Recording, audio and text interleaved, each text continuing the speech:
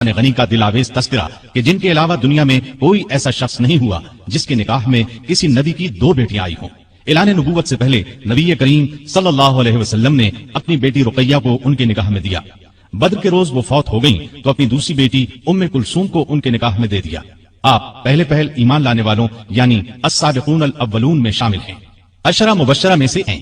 ان کی مظلومانہ شہادت تاریخ اسلام کی پیشانی پر ایک داغ ہے جسے قیامت تک مٹایا نہ جا سکے گا۔ نبی کریم صلی اللہ علیہ وسلم نے ارشاد فرمایا، الہی میں عثمان سے راضی ہوں، تو بھی اس سے راضی ہو جا، عثمان کو آج کے بعد کوئی عمل نقصان نہیں دے گا۔ جماعت اصحاب روشن ستارے ہیں، آسمان پر موجود ستاروں کی روشنی کم و بیش ہے۔ یہی مثال صحابہ کرام رضی اللہ عنہم کی ہے، لیکن ہیں سبھی روشن۔ ان میں سب سے نمایاں، سب سے روشن اور سب سے تابناک بہرحال پہلے 4 صحابہ رضی اللہ عنہم ہی ہیں۔ یہی پہلے 4 اصحاب خلفائے راشدین ہیں۔ عشرہ مبشرہ میں بھی سب سے پہلے انہی کا نام ہے۔ اسلام کا دامن شہادتوں سے مالا مال ہے۔ اعلان نبوت کے بعد سے آج تک مسلمان اسلام کے لیے قربانیاں دیتے آئے ہیں۔ خود نبی پاک صلی اللہ علیہ وسلم کے دور میں بہت سے صحابہ شہادت سے سرفراز ہوئے۔ آج واقعہ کربلا کو شہادت کا سب سے بڑا واقعہ خیال کیا جاتا ہے۔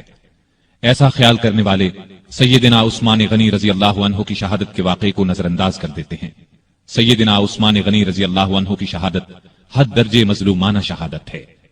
40 دن تک فسادیوں نے ان کے گھر کو گھیرے رکھا۔ یہ سانحہ اس شخص کے ساتھ پیش آیا جسے نبی صلی اللہ علیہ وسلم نے دنیا میں جنتی ہونے کی بشارت سے نوازا۔ یکے بعد دیگرے اپنی 2 بیٹیاں ان کے نکاح میں دیں۔ اس کے علاوہ بھی جن کے فضائل بے شمار ہیں، وہ مسلمانوں کے تیسرے خلیفہ راشد تھے۔ اسلام کے لیے ان کی قربانیوں کی ایک طویل فہرست ہے، لیکن افسوس جب ہم تاریخ کے اوراق الٹتے ہیں تو ان کے صفحات پر اس جیسی ہستی کا بھی خون پھیلا نظر آتا ہے۔ سیدنا عثمان غنی رضی اللہ عنہ ہجری سال شروع ہونے سے 47 سال پہلے 576 عیسوی میں شہر مکہ میں پیدا ہوئے۔ ان کی پیدائش سے 6 سال پہلے ہمارے رسول کریم صلی اللہ علیہ وسلم دنیا میں تشریف لا چکے تھے۔ ماں باپ نے نام عثمان رکھا، اسی نام سے مشہور ہوئے۔ ابو عبداللہ اور ابو عمرو کنیتیں تھیں، لیکن کنیتیں مشہور نہیں ہوئیں۔ مشہور لقب ذو النورین ہے، اس کا مطلب ہے 2 نوروں والا۔ چونکہ نبی کریم صلی اللہ علیہ وسلم کی 2 صاحبزادیوں سے آپ کی شادی ہوئی، لہٰذا آپ کو یہ لقب ملا۔ دوسرا لقب غنی ہے، بہت مالدار تھے، لیکن اپنا مال دین کی خدمت اور نیکی کے کاموں میں بے تحاشا خرچ کرتے رہتے تھے، اسی لیے غنی مشہور ہوئے۔ 5ویں پشت میں ان کا سلسلہ نسب رسول کریم صلی اللہ علیہ وسلم سے جا ملتا ہے۔ آپ کا تعلق قریش سے تھا اور قریش کے قبائل میں آپ بنو امیہ سے تھے۔ آپ کے پردادا کا نام امیہ تھا۔ نبی کریم صلی اللہ علیہ وسلم کے پردادا کا نام ہاشم تھا۔ امیہ ہاشم کے بھتیجے اور اپنے خاندان کے رئیس تھے، اس لیے یہ خاندان بنو امیہ کے نام سے مشہور ہوا۔ اس خاندان سے تعلق رکھنے والوں کو اموی کہا جاتا ہے۔ قریش کا قومی جھنڈا بنو امیہ کے پاس تھا۔ اسی طرح بنو ہاشم کے ذمے کعبے کی نگرانی کا کام تھا۔ گویا دونوں خاندان مرتبے والے تھے۔ عثمان غنی کے والد عفان نے اسلام کا زمانہ نہیں پایا۔ رسول اکرم صلی اللہ علیہ وسلم نے جس زمانے میں نبوت کا اعلان فرمایا، عفان اس سے پہلے ہی فوت ہو چکے تھے۔ والدہ کا نام اروا تھا۔ بی بی اروا کی والدہ کا نام ام حکیم بیضا تھا۔ یہ رسول کریم صلی اللہ علیہ وسلم کی پھوپھی یعنی آپ کے والد جناب عبداللہ کی سگی بہن تھی۔ اس طرح بی بی اروا آپ کی پھوپھی زاد بہن تھی اور عثمان آپ کے بھانجے تھے۔ آپ کے بچپن کے حالات تاریخ کی کتب میں بہت کم ملتے ہیں۔ اتنا ذکر ضرور ملتا ہے کہ گھر والوں نے عثمان رضی اللہ عنہ کو لکھنا پڑھنا سکھایا، اچھے آدمیوں کی طرح رہنے کی تربیت دی۔ بڑے ہوئے تو غلے کی تجارت شروع کر دی۔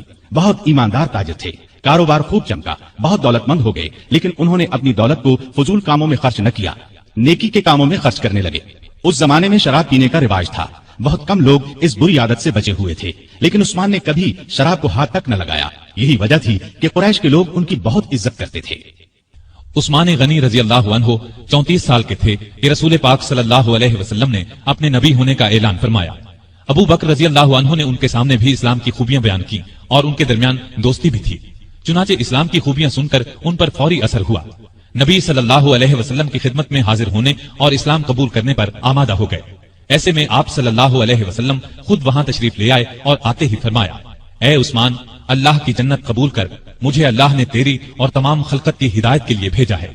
یہ سنتے ہی سیدنا عثمان غنی نے فوراً کلمہ پڑھ لیا، اپنا ہاتھ رسول اللہ صلی اللہ علیہ وسلم کے ہاتھ میں دے دیا۔ یہ نبوت کا پہلا سال تھا۔ اس وقت تک صرف گنتی کے چند نیک لوگوں ہی نے اسلام قبول کیا تھا۔ ان نیک لوگوں میں عثمان غنی رضی اللہ عنہ کی خالہ سودا رضی اللہ عنہا بھی تھیں۔ عثمان اسلام لانے سے پہلے ایک دن ان کے ہاں گئے تو انہوں نے کہا، بھانجے، بے شک محمد صلی اللہ علیہ وسلم اللہ کے سچے رسول ہیں، ان پر قرآن نازل ہوا ہے اور وہ اللہ کی طرف بلاتے ہیں، ان کا دین قبول کرنے میں ہی بہتری ہے۔ خالہ کی باتوں کا بھی عثمان پر بہت اثر ہوا۔ اس کے بعد ابو بکر سے ان کی ملاقات ہوئی تو انہوں نے خالہ کی باتوں کا ذکر کیا۔ اس پر سیدنا ابو بکر صدیق رضی اللہ عنہ نے فوراً فرمایا، اللہ کی قسم، جو کچھ تمہاری خالہ نے کہا ہے وہ بالکل سچ ہے۔ پھر انہوں نے خود بھی اسلام کی خوبیوں کا ذکر کیا۔ عثمان غنی رضی اللہ عنہ کا دل بالکل موم ہو گیا۔ پھر جو ہی نبی صلی اللہ علیہ وسلم وہاں تشریف لائے، عثمان غنی رضی اللہ عنہ نے کلمہ پڑھ لیا۔ جناب ذوالنورین میں اس قدر خوبیاں تھیں کہ ان کے اسلام قبول کرنے کے کچھ ہی عرصے بعد رسول کریم صلی اللہ علیہ وسلم نے اپنی منجلی بیٹی رقیہ رضی اللہ عنہا کی شادی ان سے کر دی۔ اس طرح عثمان رضی اللہ عنہ رسول کریم صلی اللہ علیہ وسلم کے داماد بنے۔ نبوت کے اعلان کو جب 4 سال گزر گئے تو نبی صلی اللہ علیہ وسلم نے لوگوں کو اعلانیہ اسلام کی طرف بلانا شروع کیا۔ اس پر مکے کے مشرک آپ صلی اللہ علیہ وسلم کے اور مسلمانوں کے دشمن ہو گئے، مسلمانوں پر ظلم کے پہاڑ توڑنے لگے۔ عثمان غنی کے کافر چچا حکم بن ابی العاص کو ان کے اسلام لانے کے بارے میں معلوم ہوا تو آگ بگولا ہو گیا۔ عثمان غنی کو رسیوں سے جکڑ کر مارنے پیٹنے لگا اور ان سے کہتا کہ یہ نیا مذہب چھوڑ دو۔ سیدنا عثمان غنی رضی اللہ عنہ یہ مار پیٹ صبر اور حوصلے سے برداشت کرتے رہے۔ جواب میں یہی فرماتے، جو چاہو کر لو، اسلام کو تو اب نہیں چھوڑوں گا۔ آخر حکم تھک گیا، انہیں ان کے حال پر چھوڑ دیا۔ دوسرے کافر بھی آپ کو ستاتے رہے۔ جب کافروں کا ظلم حد سے بڑھا تو نبوت کے 5ویں سال نبی صلی اللہ علیہ وسلم نے مسلمانوں سے فرمایا، تم لوگ یہاں سے نکل کر حبشہ چلے جاؤ، وہاں کا بادشاہ اچھا آدمی ہے، کسی پر ظلم نہیں ہونے دیتا، جب تک اللہ تعالیٰ تمہاری اس مصیبت کو دور نہیں کر دیتا اس وقت تک تم لوگ وہیں ٹھہرو۔ چنانچہ صحابہ کرام رضوان اللہ تعالی علیہم اجمعین کے پہلے گروہ نے حبشہ کی جانب ہجرت کی۔ اس گروہ میں 12 مرد اور 4 عورتیں تھیں۔ سیدنا عثمان غنی رضی اللہ عنہ ان کے امیر تھے اور ان کے ہمراہ ان کی زوجہ محترمہ رسول اللہ صلی اللہ علیہ وسلم کی صاحبزادی رقیہ رضی اللہ عنہا بھی تھیں۔ حبشہ عرب کے جنوب مغرب کی طرف سمندر پار افریقہ کے بر اعظم میں واقع ہے۔ سمندر کا نام بحیرہ قلزم ہے۔ آج کل یہ ملک ایتھوپیا کہلاتا ہے۔ اس زمانے میں حبشہ کے بادشاہ کو نجاشی کہا جاتا تھا۔ اس وقت جو بادشاہ حبشہ پر حکومت کرتا تھا وہ مذہب کے اعتبار سے عیسائی تھا، لیکن بہت نیک دل تھا اور انصاف پسند تھا۔ دوسرے مذہب کے لوگوں پر خود ظلم کرتا، نہ کسی اور کو ان پر ظلم کرنے دیتا تھا۔ سیدنا عثمان غنی رضی اللہ عنہ کی ہجرت کے بارے میں نبی صلی اللہ علیہ وسلم نے یہ الفاظ ارشاد فرمائے، ابراہیم اور لوط علیہ السلام کے بعد عثمان غنی رضی اللہ عنہ پہلے شخص ہیں جنہوں نے اپنے گھر والوں کے ساتھ ہجرت کی۔ ہجرت کے معانی ہیں جدائی یا اپنا وطن اور گھر بار چھوڑ کر کسی دوسرے ملک یا شہر میں جا بسنا۔ اسلام میں ہجرت کا مطلب ہے اپنا وطن اور گھر بار چھوڑ کر کسی دوسرے ملک یا شہر میں اس لیے جانا کہ اپنے دین کو بچایا جا سکے اور کسی ڈر یا رکاوٹ کے بغیر اللہ کی بندگی کی جا سکے۔ دین کی خاطر اپنا پیارا وطن اور گھر بار چھوڑنا بہت بڑی قربانی ہے، اس کا بہت زیادہ ثواب ہے۔ ان مسلمانوں کو ابھی حبشہ گئے 3 ماہ ہی گزرے تھے کہ ان تک یہ خبر پہنچی کہ مکے کے سبھی کافر مسلمان ہو گئے ہیں۔ یہ خبر سن کر انہیں بہت خوشی ہوئی، سب مکے کی طرف واپس پلٹے۔ عثمان غنی اور ان کی زوجہ محترمہ رقیہ بھی ساتھ تھیں۔ مکے کے پاس پہنچنے پر انہیں معلوم ہوا کہ وہ خبر غلط تھی۔ اب انہوں نے واپس حبشہ جانا مناسب نہ سمجھا۔ مکے کے سرداروں میں سے کسی نہ کسی کی پناہ حاصل کر کے مکے میں داخل ہو گئے۔ مکے میں وہی حال تھا، مسلمانوں پر خوب ظلم و ستم کے پہاڑ توڑے جا رہے تھے۔ جب ان کی سختیاں حد سے بڑھ گئیں تو اگلے سال رسول کریم صلی اللہ علیہ وسلم نے پھر ہدایت فرمائی کہ مسلمان حبشہ کی طرف ہجرت کر جائیں۔ اس مرتبہ 102 مسلمان مرد اور عورتیں حبشہ کی طرف روانہ ہوئے۔ ان میں سیدنا عثمان غنی اور سیدہ رقیہ بھی تھے۔ یہ ان کی حبشہ کی طرف دوسری ہجرت تھی۔ حبشہ پہنچ کر یہ لوگ امن اور چین کی زندگی بسر کرنے لگے۔ قریش نے اپنے آدمی حبشہ بھیج کر کوشش کی کہ نجاشی ان لوگوں کو ان کے حوالے کر دے، لیکن اس نے ایسا کرنے سے انکار کر دیا۔ اس طرح یہ لوگ کئی سال وہاں رہے۔ نبی کریم صلی اللہ علیہ وسلم کے مدینے کی طرف ہجرت کرنے سے کچھ عرصہ قبل یہ پھر مکے پہنچے۔ نبوت کے 13ویں سال رسول پاک صلی اللہ علیہ وسلم نے مسلمانوں کو ہدایت کی کہ وہ ہجرت کر کے یثرب چلے جائیں۔ یثرب مکے کے شمال میں قریباً 421 کلومیٹر دور ایک بہت پرانا شہر تھا۔ वहां के रहने वाले बहुत से लोग मुसलमान हो चुके थे। उन्होंने नबी करीम सल्लल्लाहु अलैहि वसल्लम को यस्रिब आने की दावत दी और ये अज़्म जाहिर किया कि वो मरते दम तक आपकी हिफाजत और मदद करेंगे। इन नेक लोगों को इसीलिए अंसार यानी मददगार कहा जाता है। आपने उनकी दावत कबूल फरमाई, लेकिन खुद यस्रिब की तरफ रवाना होने से पहले आपने अपने प्यारे साथियों को मदीने की तरफ हिजरत करने की दावत दी। इस तरह आपकी इजाजत से मुसलमानों ने हिजरत शुरू की और सिवाय चंद एक मुसलमानों के सब मदीने पहुंच गए। उस्मान और रुकैया ने भी उस जमाने में मदीने की तरफ हिजरत की। इस तीसरी हिजरत में उनके साथ उनके बेटे अब्दुल्ला भी थे। ये हबशा में पैदा हुए थे। यस्रिब पहुंचकर औस बिन साबित अंसारी के मेहमान बने। फिर नबी करीम सल्लल्लाहु अलैहि वसल्लम जनाबे अबू बकर सिद्दीक रज़ियल्लाहु अन्हु के साथ हिजरत करके वहां पहुंचे और यस्रिब को मदीनतुन नबी कहा जाने लगा, यानी नबी का शहर। उसके बाद सिर्फ मदीना नाम रह गया। मदीने में मुसलमानों को पानी की सख्त तकलीफ थी।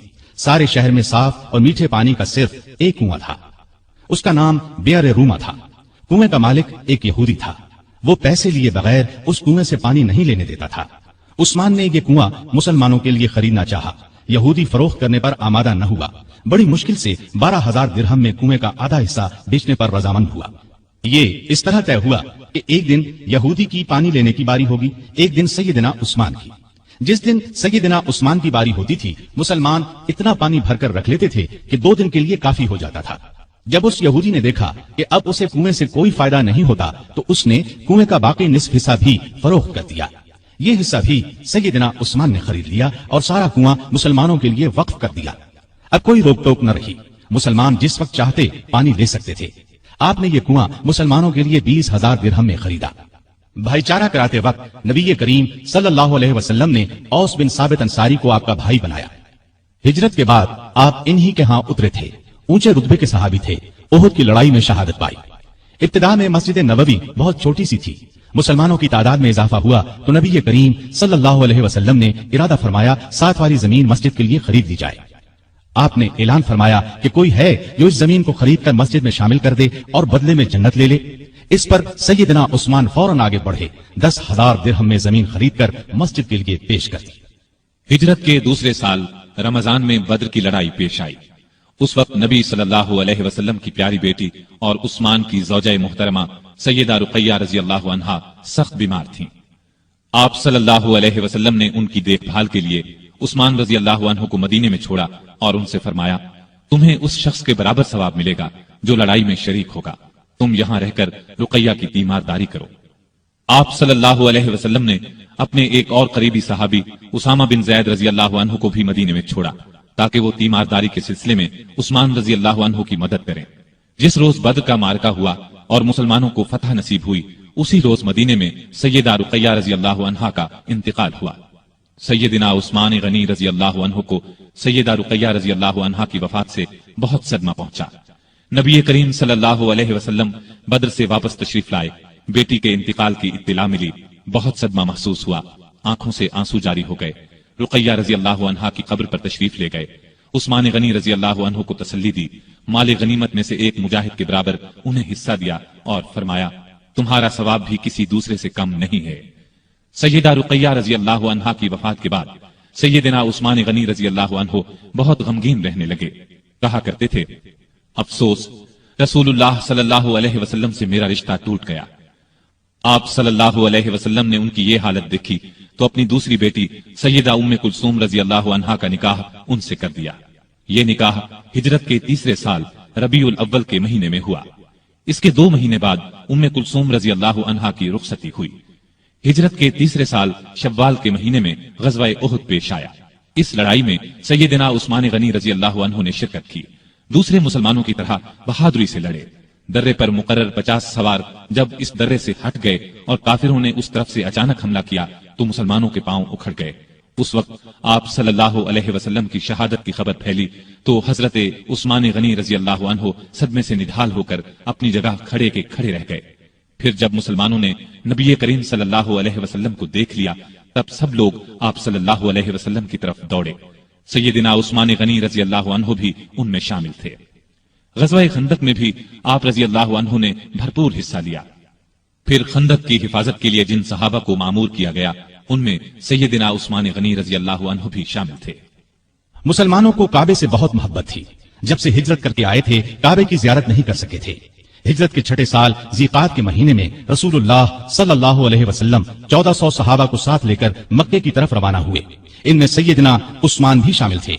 आपका इरादा उम्रा करने का था। मक्के में कुरैश को खबर हुई कि मुसलमान मक्के की तरफ आ रहे हैं तो उन्होंने ऐलान कर दिया कि हम मुसलमानों को मक्के में दाखिल नहीं होने देंगे।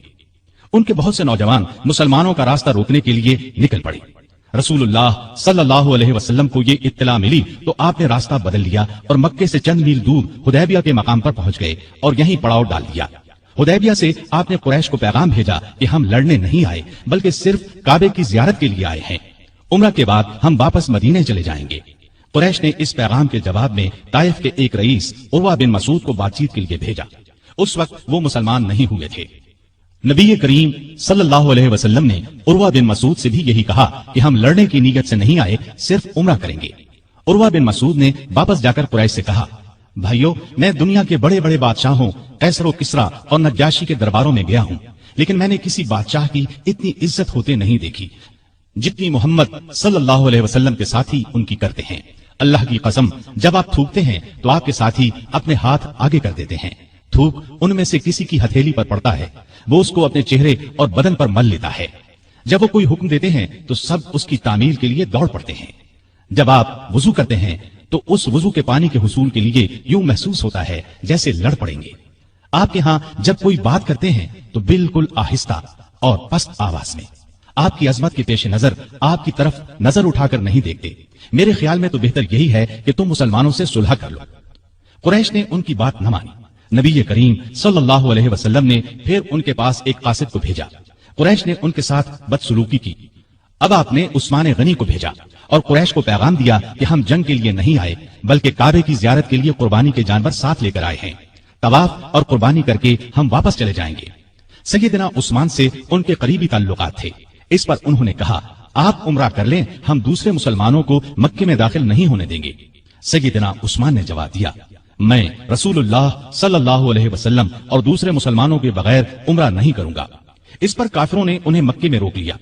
इधर ये खबर फैल गई कि उस्मान रज़ियल्लाहु अन्हु को शहीद कर दिया गया है। सैयदना उस्मान रज़ियल्लाहु अन्हु के वापस न आने की वजह से मुसलमानों को भी इस खबर पर यकीन हो गया। उन्हें शदीद सदमा हुआ, गुस्सा भी बहुत आया। वो सब काफिरों से बदला लेने के लिए बेचैन हो गए। हालत उस वक्त ये थी कि मुसलमान सिर्फ 1400 थे। लड़ाई का सामान पास नहीं था। उनके पास सिर्फ तलवारें थी। दूसरी तरफ दुश्मन पूरी तैयारी के साथ उन पर हमला कर सकता था। वो हजारों थे और अपने घर में थे, लेकिन नबी करीम सल्लल्लाहु अलैहि वसल्लम का भरोसा तो अपने रब पर था। आपने बबूल के एक दरख्त के नीचे अपने तमाम सहाबा से बैत ली कि उस्मान का बदला लेने के लिए लड़ेंगे, मरते दम तक पीछे नहीं हटेंगे। सैयदना उस्मान की तरफ से आपने खुद अपने एक हाथ पर दूसरा हाथ रखकर बैत की। मतलब ये कि आपने अपने दूसरे हाथ को सैयदना उस्मान का हाथ करार दिया और फरमाया, और ये उस्मान का हाथ है। इस बैत को बैत रिजवान कहा जाता है, इसलिए कि इसमें शरीक होने वालों से अल्लाह ताला ने अपने राजी होने का ऐलान फरमाया। ये ऐलान कुरान करीम की सूरह फतह में है। अल्लाह ताला ने फरमाया, लक़द रज़ियल्लाहु अनिल मुअमिनीन इज़ युबायिऊनक तहत अश-शजरा। अल्लाह मोमिनों से खुश हो गया जब वो दरख्त के नीचे तुमसे बैत कर रहे थे। गोया जिन लोगों ने उस वक्त ये बैत की, अल्लाह उनसे खुश हो गया। इससे बड़ी खुशबख्ती और क्या हो सकती है कि अल्लाह खुश हो जाए।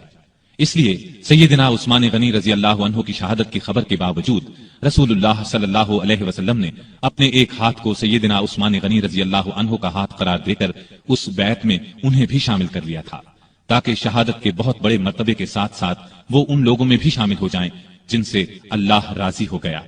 बैत के बाद मुसलमान लड़ाई की तैयारी कर रहे थे कि उस्मान गनी रजी अल्लाह अन्हु वहां पहुंच गए।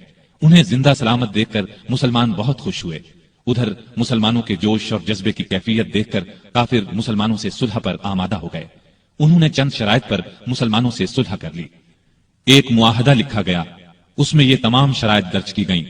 उस मुआहदे का नाम सुलह हुदैबिया मशहूर हुआ और ये बैत रिजवान के नाम से मशहूर हुई। मुआहदे की एक शर्त यह भी थी कि इस साल मुसलमान उम्रा किए बगैर चले जाएं। अगले साल ज़िक़ाद के महीने में कुरैश 3 दिन के लिए मक्के से निकल जाएंगे। मुसलमान उन दिनों में उम्रा कर लें। चुनाचे आप सल्लल्लाहु अलैहि वसल्लम तमाम सहाबा के साथ वापस चले गए। بیعت رضوان کے بعد عثمان غنی رضی اللہ عنہ خیبر کی لڑائی میں شریک ہوئے۔ یہ لڑائی ہجرت کے 7ویں سال محرم کے مہینے میں پیش آئی۔ فتح کے بعد رسول اللہ صلی اللہ علیہ وسلم نے سیدنا عثمان غنی رضی اللہ عنہ کو خیبر میں زمین کا ایک حصہ عنایت فرمایا۔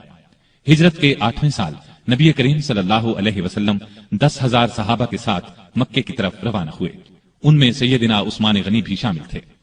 مکے کی فتح کے بعد حنین کی لڑائی میں بھی عثمان غنی رضی اللہ عنہ نے شرکت کی۔ اس کے بعد تبوک کی لڑائی کا واقعہ پیش آیا۔ روم کا بادشاہ مدینے پر حملہ کرنا چاہتا تھا۔ نبی کریم صلی اللہ علیہ وسلم نے آگے بڑھ کر اس کا مقابلہ کرنے کا ارادہ فرمایا۔ آپ صلی اللہ علیہ وسلم نے ارد گرد سے بھی مدد کے لیے مسلمانوں کو بلا لیا۔ اس طرح ایک بڑا لشکر جمع ہو گیا۔ اتنے بڑے لشکر کے لیے خوراک، ساز و سامان، ہتھیاروں اور سواریوں کا انتظام ایک مسئلہ تھا۔ اس لیے نبی کریم صلی اللہ علیہ وسلم نے مسلمانوں سے دل کھول کر چندہ دینے کا اعلان کیا اور فرمایا کہ ایسا کرنے والوں کے لیے جنت ہے۔ مسلمانوں نے اس موقع پر ایک دوسرے سے بڑھ چڑھ کر حصہ لیا۔ سیدنا ابو بکر رضی اللہ عنہ گھر کا سارا سامان لے آئے۔ سیدنا عمر فاروق رضی اللہ عنہ گھر کا نصف سامان لے آئے۔ عبد الرحمن بن عوف رضی اللہ عنہ نے 40,000 درہم دیے۔ باقی صحابہ نے بھی جتنا زیادہ سے زیادہ ممکن تھا روپیہ اور سامان دیا۔ عورتوں نے اپنے زیور اتار کر ڈھیر کر دیے۔ اس روز سیدنا عثمان غنی رضی اللہ عنہ نے تو حد ہی کر دی۔ ہوا یہ کہ عثمان غنی رضی اللہ عنہ نے ملک شام کے لیے ایک قافلہ تیار کیا تھا جس میں پالان اور کجاوے سمیت 200 اونٹ تھے۔ تقریباً 30 کلو کے قریب چاندی تھی۔ آپ نے یہ سب صدقہ کر دیا۔ اس کے بعد پھر 100 اونٹ پالان اور کجاوے سمیت صدقہ کیا۔ اس کے بعد 1000 دینار جو تقریباً 5.5 کلو سونے کے برابر ہے نقد لے کر آئے اور انہیں نبی کریم صلی اللہ علیہ وسلم کی آغوش مبارک میں بکھیر دیا۔ رسول اللہ صلی اللہ علیہ وسلم انہیں الٹتے پلٹتے جاتے تھے اور فرماتے جاتے تھے، آج کے بعد عثمان جو بھی کریں انہیں ضرر نہ ہوگا۔ اس کے بعد سیدنا عثمان غنی رضی اللہ عنہ نے پھر صدقہ کیا اور صدقہ کیا، یہاں تک کہ ان کے صدقے کی مقدار نقدی کے علاوہ 900 اونٹ اور 100 گھوڑوں تک جا پہنچی۔ غزوہ تبوک کے سفر کے موقع پر بھی عثمان رضی اللہ عنہ ساتھ تھے۔ واپسی پر ام کلثوم رضی اللہ عنہا چند دن بیمار رہ کر وفات پا گئیں۔ نبی صلی اللہ علیہ وسلم اور عثمان رضی اللہ عنہ کو شدید صدمہ پہنچا۔ ہجرت کا 24واں سال شروع ہونے سے 3 دن پہلے دوسرے خلیفہ سیدنا عمر فاروق رضی اللہ عنہ فجر کی نماز پڑھا رہے تھے کہ ایرانی غلام ابو لؤلؤ فیروز نے ان پر خنجر سے وار کیے۔ اس پر وہ سخت زخمی ہو گئے۔ جب انہیں بچنے کی کوئی امید نہ رہی تو 6 صحابہ کے نام تجویز کیے اور فرمایا کہ ان میں سے کسی ایک کو خلیفہ چن لینا۔ ان 6 صحابہ کے نام یہ ہیں: عثمان، علی، طلحہ، زبیر، عبد الرحمن بن عوف اور سعد بن ابی وقاص رضی اللہ عنہم۔ سیدنا عمر فاروق رضی اللہ عنہ نے 1 محرم کو وفات پائی۔ اس کے بعد 2 دن تک خلافت پر بات ہوتی رہی۔ آخر سیدنا عثمان غنی رضی اللہ عنہ کو خلیفہ چن لیا گیا۔ خلافت کے وقت عمر 70 برس سے زیادہ تھی۔ اپنی شہادت تک تقریباً 12 سال خلیفہ رہے۔ اس عرصے میں کئی نئے ملک اور علاقے فتح ہوئے۔ اسلامی حکومت کا رقبہ لاکھوں مربع میل بڑھ گیا۔ ایک شاندار بحری بیڑا تیار ہوا۔ ان کے زمانے میں آذربائیجان سیدنا خالد بن ولید رضی اللہ عنہ کے ہاتھ پر دوبارہ فتح ہوا۔ اسی طرح آرمینیا فتح ہوا۔ 27 ہجری کو سیدنا عبداللہ بن سعد بن ابی سرح رضی اللہ عنہ نے افریقہ پر چڑھائی کی۔ اس طرح طرابلس، قبرص، قبرستان اور جرجان کے علاقے فتح ہوئے۔ 29 ہجری میں تو گویا فتوحات کا سیلاب ہی آ گیا۔ کچھ علاقوں نے عمر رضی اللہ عنہ کی شہادت کے بعد بغاوت شروع کر دی تھی، ان کو بھی دوبارہ فتح کیا گیا۔ چنانچہ فارس، مرو، بلخ اور ہرات تک سارے علاقے فتح کر لیے گئے۔ سیستان، تخار، ترکستان فتح ہوئے۔ ترکستان ایران اور چین کے درمیان واقع ہے۔ تالقان، فاریاب اور جزجان کو سخت لڑائیوں کے بعد فتح کیا گیا۔ بہت سے علاقے اسلام کے پرچم تلے آ گئے، یہاں تک کہ اسلامی حکومت کی سرحد چین کی سرحد سے جا ملی۔ ایک سالار عبد الرحمن بن سمرہ رضی اللہ عنہ بلوچستان تک آ پہنچے اور اس کے بڑے حصے پر قبضہ کر لیا۔ اس زمانے میں بلوچستان نام کا کوئی صوبہ نہیں تھا۔ اس علاقے کو سندھ کا حصہ سمجھا جاتا تھا۔ پھر پورے ایران کو فتح کر لیا گیا۔ کابل سمیت وہ تمام علاقے اسلامی حکومت میں شامل ہو گئے جو آج کل افغانستان، بلوچستان اور وسط ایشیا کا حصہ ہیں۔ ایران میں آئے دن بغاوتیں ہوتی رہتی تھیں۔ اس کی وجہ یہ تھی کہ ایران کا آخری آتش پرست حکمران یزدگرد ابھی زندہ تھا۔ سیدنا عمر فاروق رضی اللہ عنہ کے زمانے میں وہ بھاگ کر ترکستان چلا گیا تھا۔ سیدنا عثمان غنی رضی اللہ عنہ کے دور میں وہ خراسان اور پھر سیستان پہنچا، مسلمانوں کے خلاف بغاوت کی، لیکن اسلامی لشکر نے دونوں جگہ اس کی بغاوت کو کچل دیا۔ خود یزدگرد ایک پن چکی والے دیہاتی کے ہاتھوں مارا گیا۔ یہ واقعہ عثمان غنی رضی اللہ عنہ کی خلافت کے 8ویں سال پیش آیا۔ اس کے بعد ایران میں بغاوتوں کا سلسلہ رک گیا۔ اس کے بعد روم کے بادشاہ کانسٹینس نے شام اور مصر پر حملے کا ارادہ کیا۔ وہ 500 جنگی جہازوں کے بحری بیڑے کے ساتھ اسلامی ساحلوں کی طرف بڑھا، لیکن اسلامی لشکر نے اسے زبردست لڑائی کے بعد شکست فاش دی۔ رومی دم دبا کر بھاگے، بھاگنے والوں میں ان کا بادشاہ بھی تھا۔ اس جنگ کو مستولوں والی جنگ کہا جاتا ہے۔ اس طرح رومیوں کا غرور خاک میں مل گیا۔ رومی بحری بیڑے کا روب ہمیشہ کے لیے خاک میں مل گیا۔ سمندری لڑائی میں مسلمانوں کی یہ جیت سیدنا عثمان غنی رضی اللہ عنہ کی خلافت کے زمانے کا اتنا عظیم الشان کارنامہ ہے کہ ہم اس پر فخر کر سکتے ہیں۔ سیدنا عثمان غنی رضی اللہ عنہ کے زمانے کی فتوحات 2 قسم کی ہیں۔ سیدنا عمر رضی اللہ عنہ کے زمانے میں جو علاقے فتح ہوئے تھے ان میں سے کچھ باغی ہو گئے تھے۔ سیدنا عثمان غنی رضی اللہ عنہ کے دور خلافت میں ان علاقوں کو پھر سے فتح کیا گیا۔ اس طرح ان علاقوں پر دوبارہ اسلام کا جھنڈا لہرانے لگا۔ ان میں آذربائیجان، آرمینیا، ہمدان، رے، خراسان اور اسکندریہ وغیرہ کی بغاوتوں کا کچلا جانا شامل ہے۔ دوسری قسم کی فتوحات وہ ہیں جو مسلمانوں نے نئے علاقے فتح کیے۔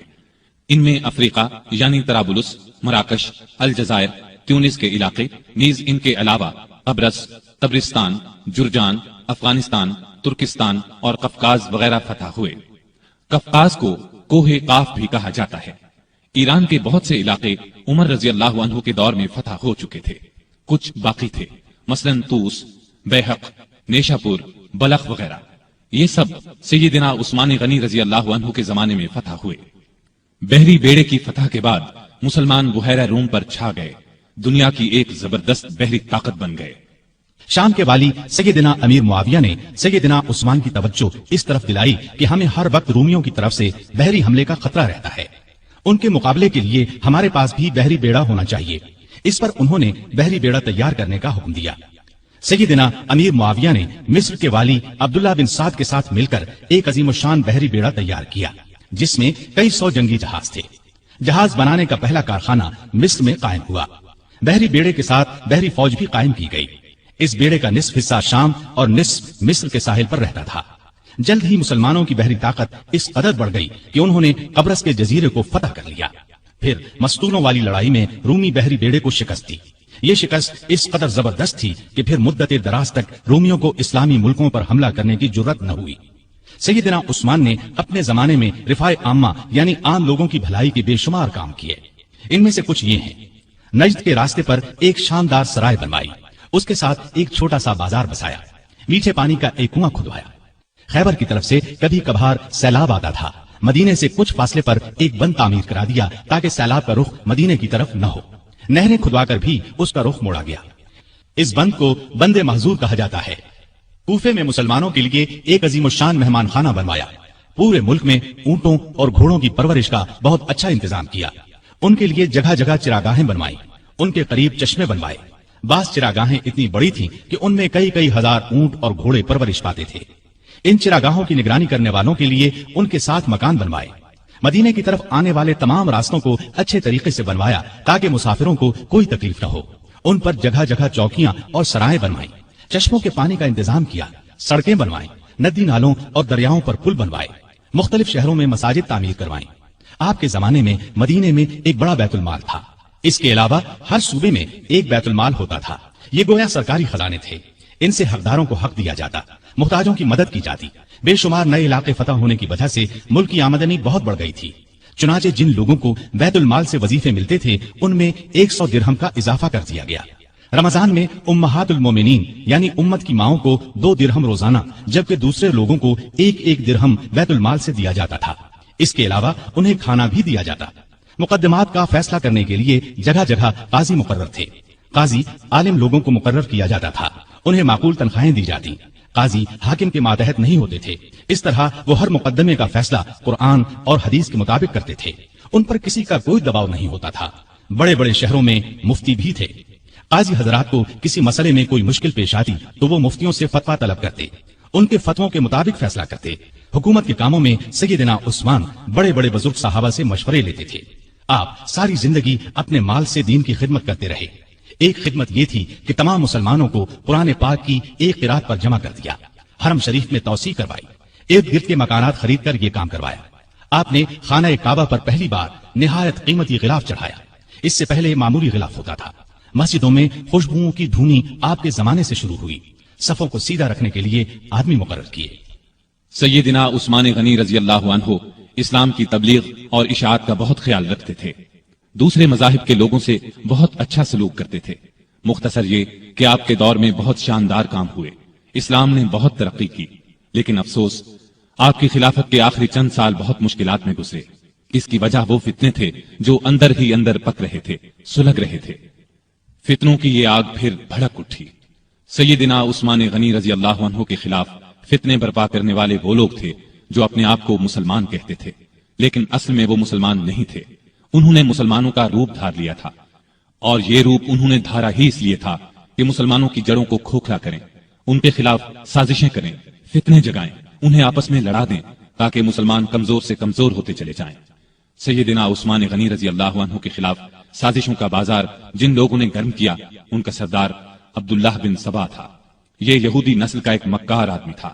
اس نے پرہیزگاری کا لباس اوڑھ رکھا تھا۔ لوگ اس کی باتوں میں آتے چلے گئے۔ بے شمار لوگوں کو اس نے اپنا ہم خیال بنا لیا۔ اس نے سیدنا عثمان غنی رضی اللہ عنہ اور ان کے گورنروں کے خلاف لوگوں کو بھڑکانا شروع کر دیا۔ وہ ان کے ہر کام میں نقص نکالنے لگا، ان پر بے جا الزامات لگانے لگا۔ بہت سے کمزور ایمان والے لوگ اس کے گرد جمع ہو گئے۔ ان میں ایسے لوگ بھی تھے جو نئے نئے مسلمان ہوئے تھے، ان میں ابھی پختگی نہیں آئی تھی۔ کوفہ، بصرہ اور مصر میں اس نے سازشوں کا جال بچھا دیا۔ یہ جال اس قدر مہارت سے بچھایا گیا کہ بعض نیک دل لوگ بھی شک میں پڑ گئے کہ کہیں واقعی تو ایسا نہیں ہے۔ ایسے لوگوں میں بھی بے چینی پھیل گئی۔ پھر بے چینی کی یہ لہر مدینے کے لوگوں تک جا پہنچی۔ عبداللہ بن سبا اور اس کے حامیوں نے فتنے اور سازش کی یہ آگ الزامات کے ذریعے لگائی۔ اس نے الزام لگایا کہ عثمان غنی رضی اللہ عنہ نے اپنے رشتہ داروں کو خوش کرنے کے لیے انہیں بڑے بڑے عہدوں پر مقرر کر رکھا ہے۔ انہوں نے بیت المال سے بڑی بڑی رقمیں ایسے لوگوں کو دیں جو ان کے حقدار نہیں تھے، بلکہ زیادہ تر ان کے رشتہ دار تھے۔ طرابلس کی جنگ سے جو مال غنیمت حاصل ہوا، اس کا 5واں حصہ بیت المال کا حق تھا، لیکن انہوں نے مصر کے گورنر عبداللہ بن سعد کو دے دیا۔ جب سیدنا عثمان غنی رضی اللہ عنہ تک یہ باتیں پہنچیں تو انہوں نے بھرے مجمع میں ان الزامات کے یہ جوابات دیے۔ میں نے ان لوگوں کو خوش کرنے کے لیے نہیں بلکہ لائق، بہادر اور بھروسے کے قابل سمجھ کر اونچے عہدوں پر مقرر کیا ہے۔ میں اپنے خاندان والوں سے واقعی محبت کرتا ہوں، لیکن ان کی خاطر ظالم نہیں بن سکتا۔ میں ان کے صرف وہی حق ادا کرتا ہوں جو واجب ہیں۔ ان کو دل کھول کر دیتا ہوں تو بیت المال سے نہیں، اپنے ذاتی مال میں سے دیتا ہوں۔ مسلمانوں کا مال میں اپنے لیے حلال سمجھتا ہوں اور نہ کسی دوسرے کے لیے۔ طرابلس کی لڑائی میں عبداللہ بن سعد اسلامی فوج کے سپہ سالار تھے۔ میں نے ان سے وعدہ کیا تھا کہ اگر آپ لڑائی میں کامیاب ہوئے تو غنیمت کے مال کا 5واں حصہ آپ کو دیا جائے گا۔ فتح کے بعد میں نے اپنے وعدے کے مطابق یہ حصہ انہیں دیا، لیکن جب دوسرے مسلمانوں نے اس بات کو پسند نہ کیا تو میں نے یہ حصہ ان سے لے کر بیت المال میں جمع کرا دیا۔ اب اس میں اعتراض والی بات کون سی رہ گئی؟ اس کے علاوہ ان پر ایک چراگاہ کے بارے میں بھی الزام تھا۔ یہ چراگاہ مدینے کے قریب بنائی گئی تھی۔ سیدنا عثمان غنی رضی اللہ عنہ نے اس کو حکومت کی ملکیت قرار دیا، عام لوگوں کو اس سے فائدہ اٹھانے سے روک دیا۔ اس الزام کے جواب میں انہوں نے یہ کہا کہ اس چراگاہ کو مجھ سے پہلے ہی سرکاری بنا دیا گیا تھا تاکہ سرکاری گھوڑے اور اونٹ وہاں چر سکیں۔ میں نے اس میں عام لوگوں کو مویشی چرانے سے نہیں روکا۔ میرے پاس تو صرف 2 اونٹ ہیں جو میں نے حج کے لیے رکھ چھوڑے ہیں۔ خلافت سے پہلے میں سب سے زیادہ اونٹوں اور بکریوں کا مالک تھا۔ اب ان 2 اونٹوں کے سوا میرے پاس کوئی جانور نہیں ہے، یعنی میں اس چراگاہ میں اپنے مویشی نہیں چراتا۔ ان کے علاوہ سیدنا عثمان پر اور بھی ایسے الزامات لگائے گئے تھے جن کی سرے سے کوئی حقیقت ہی نہیں تھی۔ بعض باتوں کا بتنگڑ بنا دیا گیا تھا۔ ادھر فساد پھیلانے والے لوگ کسی بات کے جواب پر کوئی توجہ نہیں دیتے تھے۔ ان کی تو بس ایک ہی ضد تھی کہ سیدنا عثمان کو خلیفہ نہ رہنے دیا جائے۔ جب یہ لوگ دوسروں کو کھلم کھلا بغاوت پر ابھارنے لگے تو سیدنا عثمان نے صوبوں کے تمام گورنروں کو مدینے میں طلب کر کے ان سے مشورہ کیا کہ اس شورش کو کیسے رفع کیا جائے۔ بعض نے رائے دی کہ فساد پھیلانے والوں کو سخت سزائیں دی جائیں، لیکن سیدنا عثمان بہت نرم مزاج تھے، ایسا کرنا پسند نہ کیا۔ دوسری کسی رائے پر بھی اتفاق نہ ہو سکا۔ سارے گورنر اپنے اپنے علاقوں کی طرف واپس روانہ ہو گئے۔ ان کے جانے کے بعد سیدنا عثمان نے شورش دور کرنے کے لیے 3 کام کیے۔ ایک یہ کہ کوفے کا گورنر سعید بن عاص کی جگہ بزرگ صحابی ابو موسیٰ اشعری کو مقرر فرمایا، کیونکہ کوفے کے باغی سعید بن عاص کے دشمن بن چکے تھے اور انہوں نے یہ مطالبہ کیا تھا کہ ابو موسیٰ اشعری کو کوفے کا گورنر بنایا جائے۔ دوسرا یہ کہ چند صحابہ کو تمام صوبوں میں یہ تحقیق کرنے کے لیے بھیجا کہ لوگوں کی جائز شکایات کیا ہیں اور ان کو کیسے دور کیا جا سکتا ہے۔ تیسرا یہ کہ ملک بھر میں اعلان کرا دیا کہ جس کسی کو مجھ سے یا میرے کسی حاکم سے کوئی شکایت ہو وہ حج کے موقع پر پیش کرے، میں یہ شکایت دور کر دوں گا اور ظالم سے مظلوم کا حق دلاؤں گا۔ جس وقت سیدنا عثمان حالات کو سدھارنے کی یہ کوششیں فرما رہے تھے، عین اس وقت دوسری طرف مصر، کوفہ اور بصرہ کے سازشی لوگوں نے آپس میں خطوط لکھ کر خفیہ طریقے سے طے کیا کہ اچانک مدینے پہنچ کر سیدنا عثمان سے تلوار کے زور پر اپنے مطالبات منوائے جائیں۔ آخر یہ لوگ جن کی تعداد ہزاروں میں تھی ایک ہی وقت مدینے پہنچے، شہر سے 2-3 میل دور پڑاؤ ڈالا۔ پہلے ان لوگوں نے مدینے کے سب سے بزرگ صحابہ علی، طلحہ، زبیر اور سعد بن ابی وقاص رضی اللہ عنہم کو اپنے ساتھ ملانے کی کوشش کی، لیکن چاروں نے ان کا ساتھ دینے سے انکار کر دیا۔ اس کے بعد سیدنا علی جناب عثمان کی طرف سے باغیوں کے پاس گئے اور ان کے ایک ایک الزام کا جواب دے کر انہیں واپس جانے کی ترغیب دی، ساتھ ہی انہیں یقین دلایا کہ سیدنا عثمان تمہارے جائز مطالبات ماننے کے لیے تیار ہیں۔ اس پر سارے باغی واپس جانے پر رضامند ہو گئے اور اپنے اپنے علاقے کی طرف روانہ ہو گئے۔ اس واقعے کو چند ہی روز گزرے تھے کہ ایک دن مدینے کی گلیاں گھوڑوں کی ٹاپوں اور انتقام کی آوازوں سے گونج اٹھی۔ لوگ گھبرا کر باہر نکلے، انہوں نے دیکھا کہ مصری باغیوں کی جماعت پھر واپس آ گئی ہے۔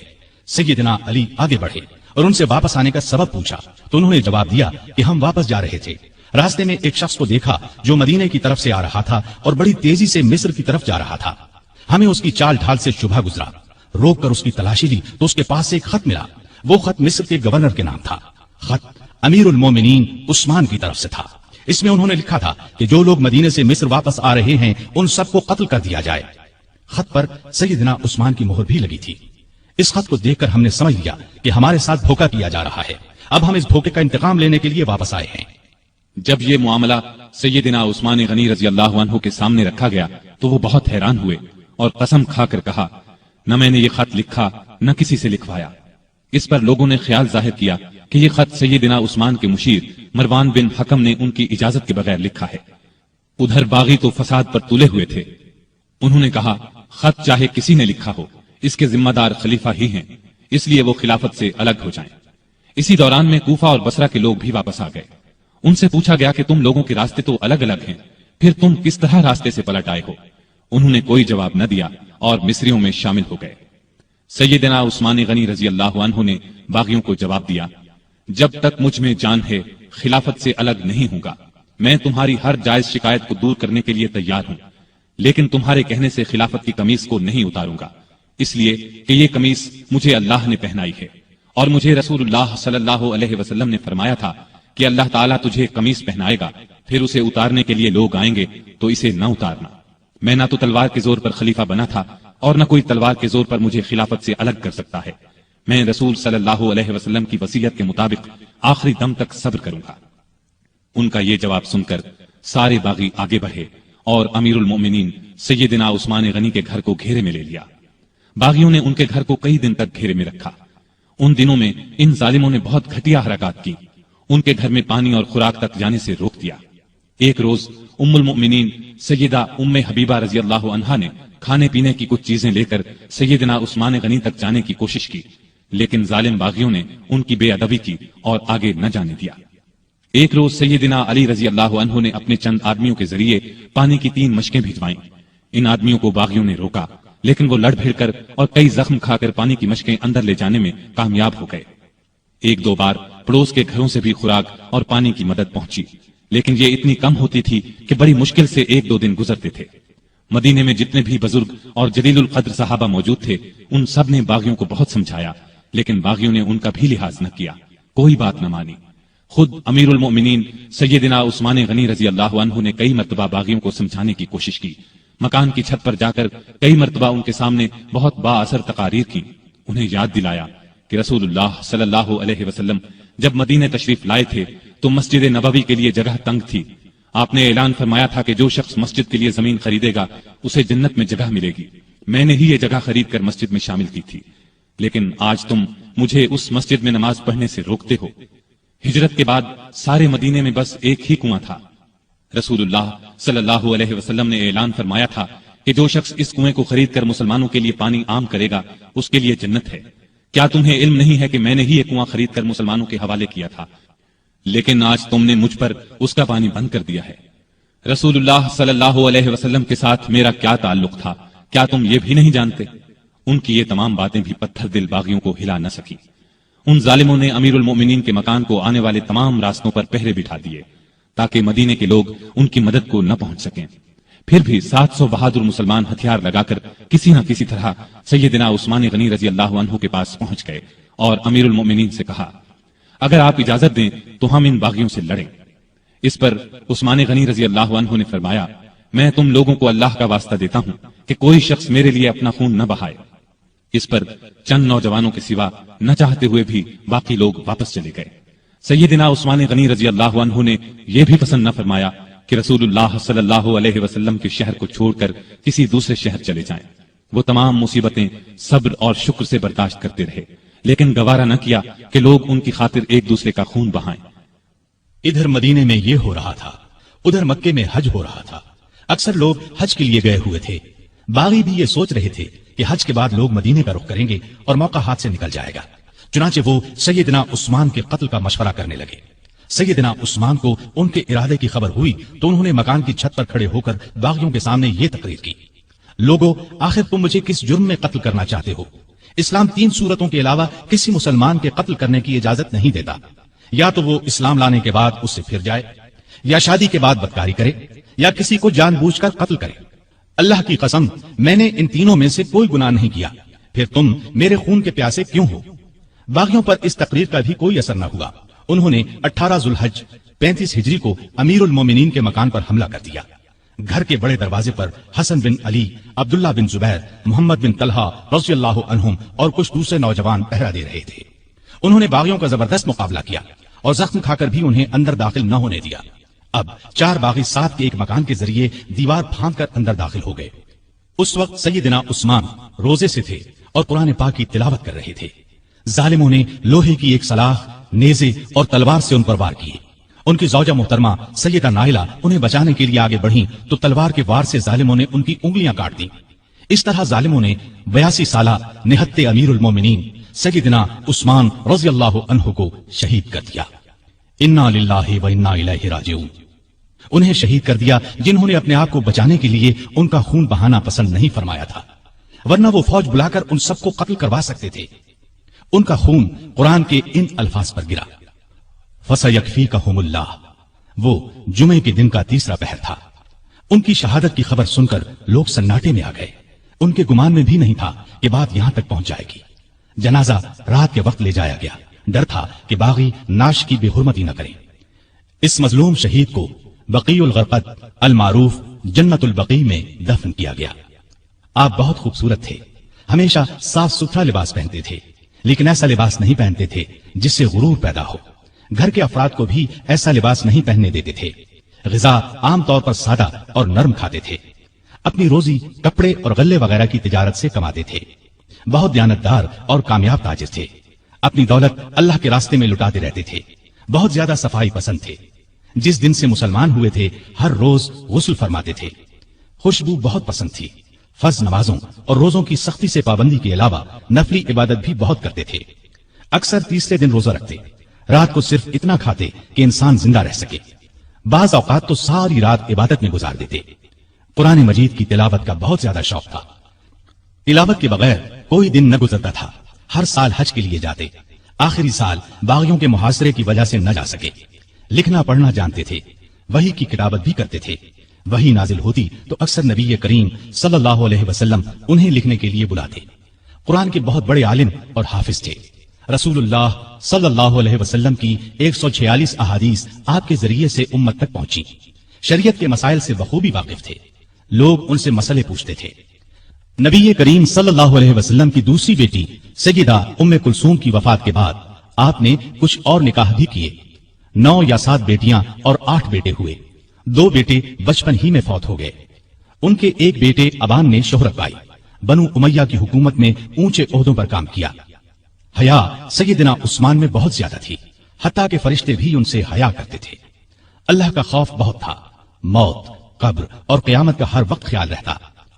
آپ کی سخاوت انتہا کو پہنچی ہوئی تھی، کوئی دن ایسا نہیں گزرتا تھا جس میں وہ خیرات نہ کرتے ہوں۔